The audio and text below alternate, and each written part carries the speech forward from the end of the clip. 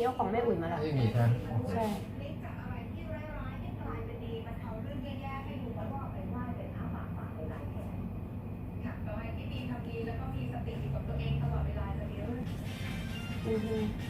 เขาดูขายเข้าขายของทำไมคุณจะเข้าไปบอกว่าเวลาก็เป็นไปด้วยแต่ว่าเราก็เงินเนาะ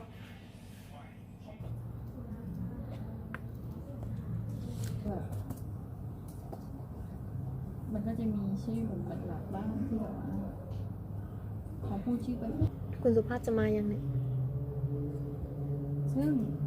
มันก็เป็นอย่างนี้นะแล้วพี่ทำไมพี่ไม่เห็นวะพบนายชมรัตน์เศรษฐสัทธาวรอายุ40ปีวันนี้ก็คือว่าแทนที่สองคนนี้จะเข้าไปเป็นรัฐมนตรีแล้วมีสวัสดีครับ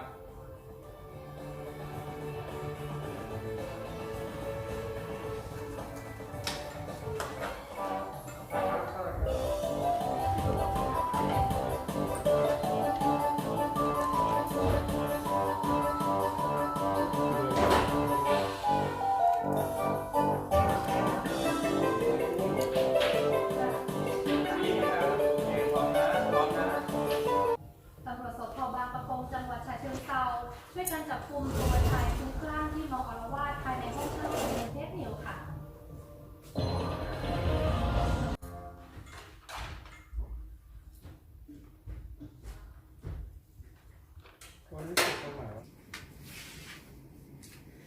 เราจะเปลี่ยนเสื้อผ้ากันก่อนนะคะเงียบมาก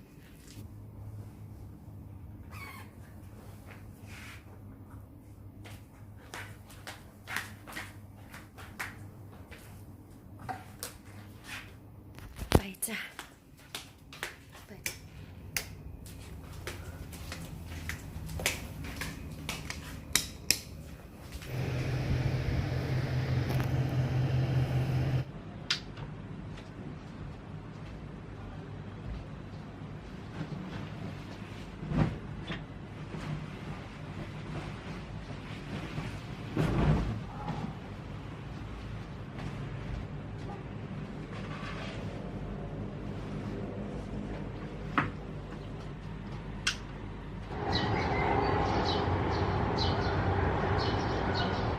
ไปอีกทีนึงเพราะว่าอยากจะต้องแจ้งน้องเรื่องการเข้าสอบสัมภาษณ์ว่าเข้าเวลาไหนคนที่เท่าไหร่อะไรอย่างเงี้ยค่ะแต่เบื้องต้นน้องเข้าไปดูในประกาศเลยนะคะเพราะว่ามันจะมีแจ้ง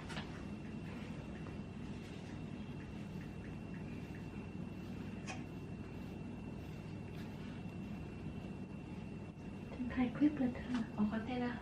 เอาคอนเทนต์มา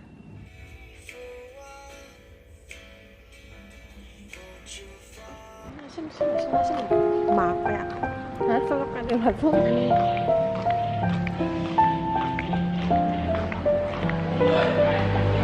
ไม่ทำได้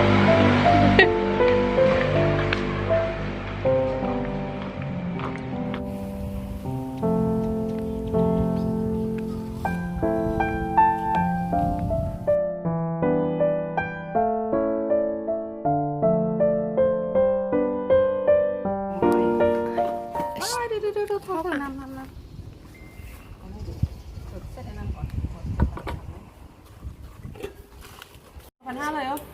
เอาลงฉ่ำพักมีรอยก็พ่อฉ่ำพักตรงนี้เอามาที่เดี๋ยวฉันเบียวให้อยู่ในห้องน้ำใครจะกินน้ำแบบตุ๊บๆมันมีพ่อใส่อันนี้เลยโอเคไหมฉันก็ไม่รู้ฉันใส่น้ำจิ้มในนี้เลยได้ไหมใส่เลยกินไม่เป็นเธอกินอาหารเกาหลีเธอจะกินเป็นถ้าไม่กินจิตแต่ว่า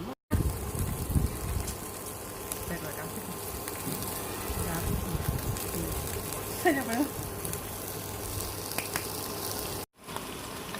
ว้าว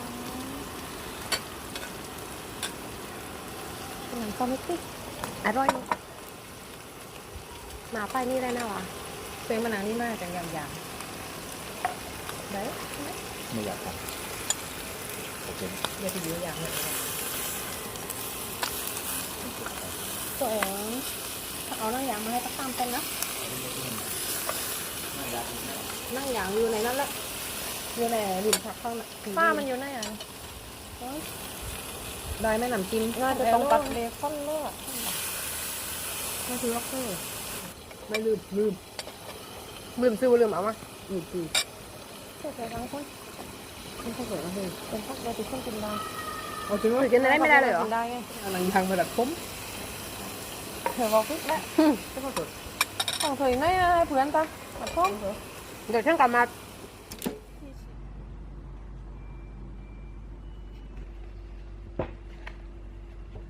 อันนี้เป็นไตปลาทวดนาราไตปลาแห้งนะคะเป็นไตปลาของดีของเมืองชุมพรนะคะใครที่ชอบกินไตปลาแห้งนะคะอันนี้อร่อยค่ะเดี๋ยววันนี้จะกินกับเนื้อทอดนะคะน่าจะเข้ากันอ๋อแล้วก็มีสตอนี่ค่ะ